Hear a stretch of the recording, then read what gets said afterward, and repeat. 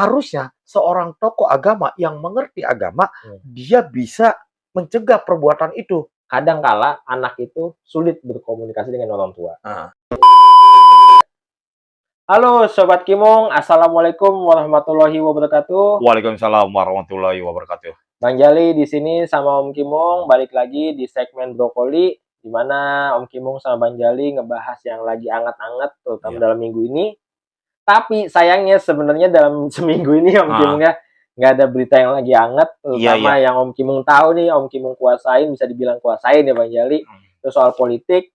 Tapi beberapa hari sebelumnya Bang Jali sempat ngeliat, mungkin Om Kimong juga udah pernah lihat, itu Ya. ada berita di mana berita soal beberapa kasus di beberapa daerah juga tentang pelecehan kepada murid-murid lah atau santri yang Iya. dilakukan oleh para pendidiknya atau guru dan apa ya, pengasuhnya seperti itu ya. Nah ini miris karena rata-rata korbannya selain murid dan juga rata-rata di bawah umur lah para korbannya ini yang dilecehkan oleh para pendidiknya. Jadi sebenarnya kasus ini bukan kasus baru. Jadi kalau Sobat Kimung klik nih, ketik di Google atau di YouTube itu soal kasus pelecehan itu udah banyak banget, udah Banyak. puluhan tahun udah terjadi dan masih terus terjadi gitu. Nah ini Bang Jali pengen tanya sama Om Kimung, kira-kira gimana pendapat Om Kimung? Om Kimung, Ya. kasusnya seperti itu, tadi udah jelasin. Nah yang Bang Jali pengen tanya adalah, kok ini masih terus terjadi? Nah itu kira-kira motifnya apa atau ya bagaimana lah menurut Om Kimung tanggapannya Om Kimung soal kasus ini? Oke, Bang Jali, Sobat Kimung. Hmm. Ini hubungannya dengan seks nih kayaknya nih. Karena ini sudah dari zaman dulu lah sudah ada ya. Iya. Dan ini sebenarnya apa ya? Klise ya. Udah berita ini pasti ada. Pasti ada. Nah, yang jadi masalah adalah ini adalah tokoh pendidik. Iya. Nah, dan ngerti agama. Lebih spesifiknya itu lagi ya. Ya, lebih spesifik agama ya. Ya, itu yang jadi akhirnya jadi rame. Oke. Padahal kasus ini ya kalau dia misalnya biasa-biasa aja, Iya. itu banyak. Ada guru-guru, maaf nih, oknum-oknum guru, Iya. ada juga. Tapi karena dia pendidik, terus agama. apalagi agama, Iya. nah ini yang jadi rame. Oke. Ya, ada beberapa kemarin kan yang mungkin sempat baca di Lampung lah, terus di Batang, guru ngaji, terus di Jember. Iya. Ya hal-hal seperti itu yang menurut Om Kimo, ya ini yang miris gitu. Oke. Sama-sama Bang Jalu juga katakan miris. Nah, kalau kenapa? Iya. Ya kembali lagi ke nafsu. Nah, mereka para pelaku tersebut dia punya nafsu yang tidak bisa dikendalikan. Oke. Paham agama jelas. Oke. Tapi pada saat dia sebagai seorang yang mengerti agama, tapi belum tentu mengimplementasikan apa yang dia ngerti itu gitu loh. Iya. Nah, kembali kenapa itu bisa terjadi? Ya tadi yang Om Kim katakan, pertama nafsu, kedua si pelakunya ini punya kekuatan, punya power. Tadi kan dikatakan guru. Iya. Yang di korbannya itu adalah murid-muridnya. Oke. Jadi si murid ini nggak bisa apa-apa dan si guru ini punya kekuasaan, punya power, akhirnya bisa menekan, Bisa mengintimidasi. Nah, seperti itu Bang Jali. Oke. Jadi sebenarnya kasus-kasus yang seperti ini ada apa ya? Bang Jali sempat nonton ya. Jadi kita nggak mau, Bang Jali nggak mau mendefinisikan satu agama ya. Jadi ada film di mana yang Bang Jali pernah tonton itu film Hollywood Om Kimong. Jadi di film tahun 2015 itu judulnya namanya Spotlight. Nah ini poster filmnya bisa dilihat. Jadi di film itu adalah sebuah cerita di mana sebuah tim jurnalis media koran itu menginvestigasikan sebuah kasus kecil di mana seorang pendeta melakukan pelecehan pada apa ya, anak kecil jamaahnya gitu. Oh iya. Di daerah di kota Boston di Amerika. Nah di kasus itu terjadi apa namanya sidang, bukan sidang ya Pak. Kasusnya itu diselesaikan dengan cara damai. Karena dari pihak gerejanya ini, para petinggi-petinggi gereja ini memberikan uang tutup mulut kepada orang tua korban. Jadi supaya kasusnya ini nggak dibawa ke hukum lah, kayak gitu. Nah, diselidikin terus sama tim media ini, tim jurnalis ini, ternyata ini berpola. Maksudnya? Berpola itu artinya ternyata ini terjadi di tiap-tiap kota. Gitu. Dan itu ternyata setiap pendeta ini atau pastor ini melakukan tindakan pelecehan, dia akan dipindah ke tempat lain. Begitu terus. Dan ternyata berkembang ini terjadi di seluruh dunia. Oh. Itu. Ini bukan cerita film ya, tapi based on true story atau kisah nyata kayak gitu. Nah, ini bukan menyetel satu agama ya, Bukan, tapi ini ya. yang banyak ditangkap dari satu film kayak Ya, gitu. ya. Jadi ini rata-rata pelakunya adalah pemuka agama. Iya. Gitu. Nah, ini yang bikin miris karena tadi Om Kim bilang nggak bisa mengendalikan nafsu. Iya. Kok bisa Om Kim, seorang pemuka agama nggak bisa mengendalikan nafsu? Yang kita tahu adalah dia belajar ilmu agama harusnya bisa ya untuk diri sendiri dulu lah menahan ininya gitu. Karena jelas di agama dilarang kan. Iya. Nah, ini kenapa Om Kim? Sobat Kimung, ini sekali lagi Om Kimung katakan sama Bang Jali juga katakannya, ini terlepas dari agama apapun ya. Iya. Jadi nggak ada konteksnya agama A, agama B, agama C. Itu nggak, kita bicara berdua bukan masalah itu. Yang kita bicarakan adalah, ini adalah tokoh agama. Entah itu agama A, agama B, agama C, tapi kok bisa gitu? Itu kan pertanyaannya. Kok bisa? Harusnya seorang tokoh agama yang mengerti agama, dia bisa mencegah perbuatan itu. Tapi ini kenapa terjadi? Kalau Om Kimung melihatnya, mungkin ada konten sebelumnya Om Kimung katakan bahwa akan kugoda anak cucu Adam, janjinya setan seperti itu. Dan manusia diberikan nafsu dan akal. Nah, bagaimana bisa menjadi manusia yang cermat? Terlepas dari dia mengetahui tentang agama, dia harus mempergunakan akalnya. Nah, mungkin, nah tokoh-tokoh ini pada saat tertentu agamanya lebih dibawa daripada nafsunya. Jadi nafsunya lebih tinggi. Akhirnya dia tidak bisa memakai akal sehat. Yang pasti, kalau ini sudah terjadi, sudah di-blow up, sudah masyarakat tahu, yang akan ada adalah penyesalan. Seperti itu Bang Jali.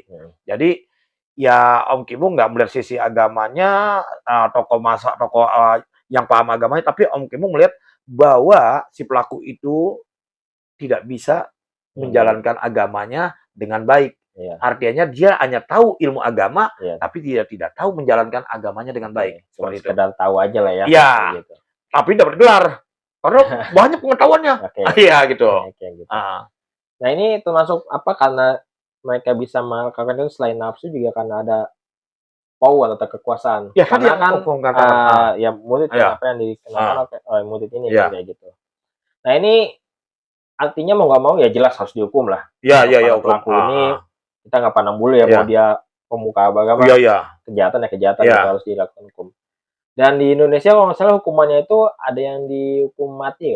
Kemarin yang di Bandung itu ada ya, kasus Bandung itu. Nah, menurut Om Kimung dengan peraturan yang ada di Indonesia, kita bicara Indonesia, itu sudah baguskah atau menurut Om Kimung ada yang perlu ditambahkan menurut Om Kimung ya? Menurut Om Kimung gimana untuk para pelaku ini dihukum seperti apa?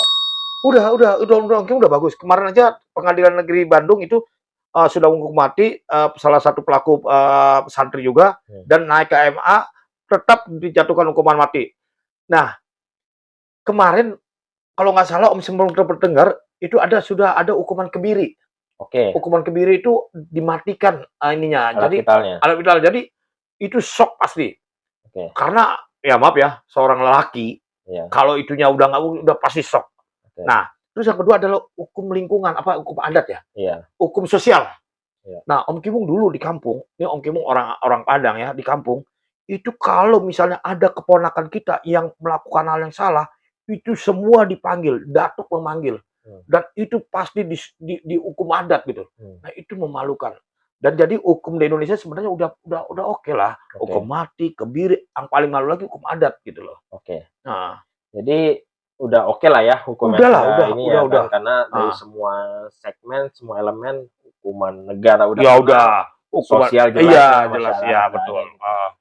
Nah, ini sekarang kita mau bahas solusinya, mencegahnya gitu. Jadi ini supaya mungkin saran dari kita ya mungkin saran dari kita bisa didengar dan dimasukkan supaya semua yang terlepas dari para pendidik itu apa sih yang harus dijaga, terutama kita kasus bicara dalam konteks pendidikan ya, di mana ada murid, ada guru, dan si guru ini tidak melakukan lah, gitu. Menurut Om Kimung, bagaimana?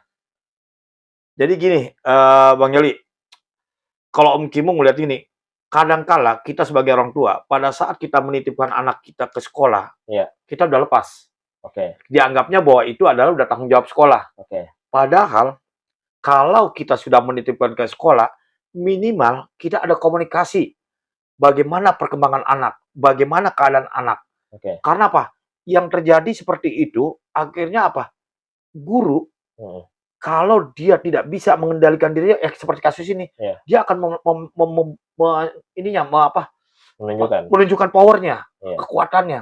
Nah, si anak pada saat ada masalah seperti itu, tidak ada komunikasi dengan orang yang dekat dengan dia, entah dengan kakak, dengan adik, atau dengan orang tuanya, maka si anak akan merasakan sendiri dan akhirnya dia tidak bisa apa-apa. Jadi kalau menurut Om Kimong, solusi yang paling tepat adalah kita sebagai orang tua jangan lepas begitu aja. Harus bisa komunikasi. Bagaimana perkembangan anak kita di sekolah? Kadang-kadang udah ditaruh pesantren, udah. Paling kirim uang segala macam. Dulu kan Bang Jali pernah di Om Kimongin, tapi kan Om Kimong tetap aja. Gitu, seperti itu. Nah, itu loh, seperti itu Bang Jali. Kalau menurut Om Kimong adalah komunikasi. Jadi ini lebih ke anak dan orang tuanya, ke gurunya mah udah ini aja ya. Tadi kan tanya Bang Jali untuk gurunya. Ya untuk gurunya ya. Kalau untuk gurunya ya susah sih, kembali lagi ya dia pada saat dia sudah punya posisi, ya apalagi dengan tadi yang kasus peristiwa ini guru agama, ya mau nggak mau dia, ya susah sih Bang Jali. Mungkin udah nggak bisa apa-apa lagi. Artinya ini kan dalam kondisi dia terjerumus dalam nafsu. Nah, nafsu itu yang paling bisa mengendalikan adalah akal kita sebagai pelaku harus lebih tinggi daripada nafsu kita, gitu loh. Nah, tadi orang tua harus bisa berkomunikasi dengan anaknya. Itu. Untuk mencegah siapa jangan sampai terjadi. Anak kan bisa dibilang ya bisa potensial jadi korban. Asli. Nah, kita bicara dari sisi anak. Bang Jali juga pernah jadi anak. Gitu. Kadang-kala anak itu sulit berkomunikasi dengan orang tua. Apapun itu, mau hal kecil, hal besar kayak gitu. Ya kalau sekarang ya di luar sana pasti banyak lah kasus di mana seorang anak susah ngomong ke orang tua kayak gitu ya kan. Kira-kira untuk anak, sarannya nih ya, untuk anak apa yang harus dilakukan supaya mereka bisa mengeluarkan ungkapan ini? Karena anak ini kan begitu takut, dia bingung dia mau cerita kemana. Menurut Om Kimong bagaimana supaya dia bisa menjaga dirinya, bisa cerita keluh kesahnya? Menurut Om Kimong bagaimana sarannya buat para? Jadi gini Bang Yoli. Kalau menurut Kimong adalah bukan dari anaknya toh ya. Jadi pada saat ini sebelum terkena dulu ya, kita anggap belum terkena. Pada saat anak sudah kita taruh di sekolah atau kita titipkan di sekolah, yang paling penting adalah peran orang tua. Karena ada hal-hal tertentu anak tidak berani. Dan bahkan banyak di luar sana anak nggak bisa komunikasi dengan baik dengan orang tuanya. Karena apa? Karena orang tuanya tidak menyempatkan diri. Terkadang orang tuanya sibuk masing-masing.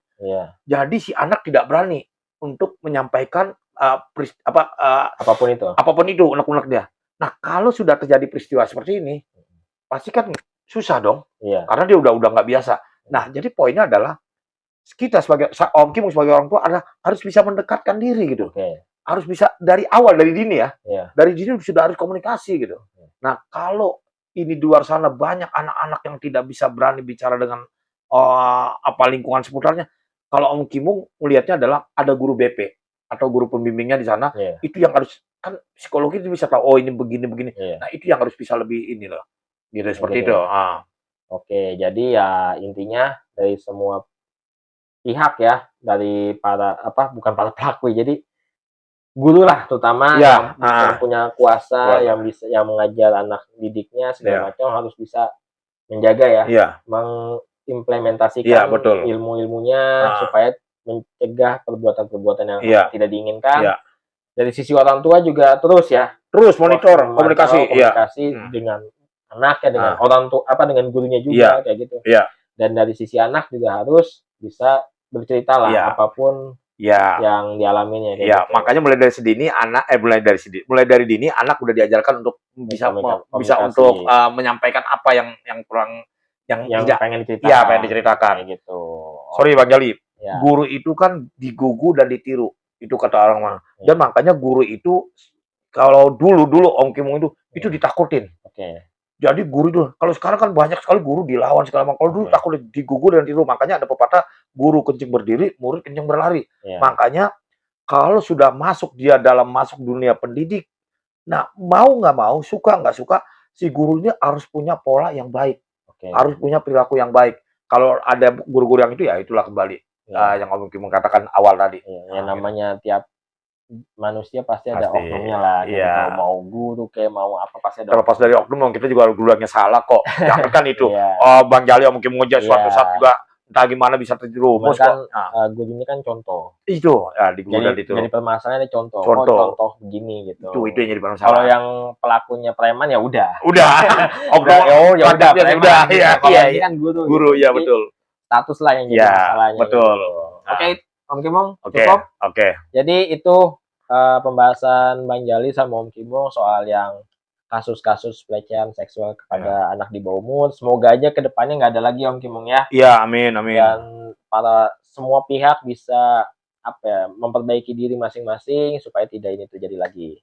Jadi itu aja video kali ini. Jangan lupa share video ini ke teman-teman sahabat Kimong dan kasih komentar yang membangun, nggak perlu lah ada cacian gitu ya. Jadi supaya Bang Jali sama Om Kimong bisa lebih baik lagi, kritik apapun silakan dengan bahasa yang sopan. Iya, gitu. Sobat Kimong, Om Kimong dengan Bang Jali buat konten ini adalah untuk apa ya? Untuk berbagi lah, untuk kita. Karena apa? Tidak semua bisa sejalan. Betul. Artinya apa? Kalau kita sudah tidak sejalan, yuk kritik dengan baik.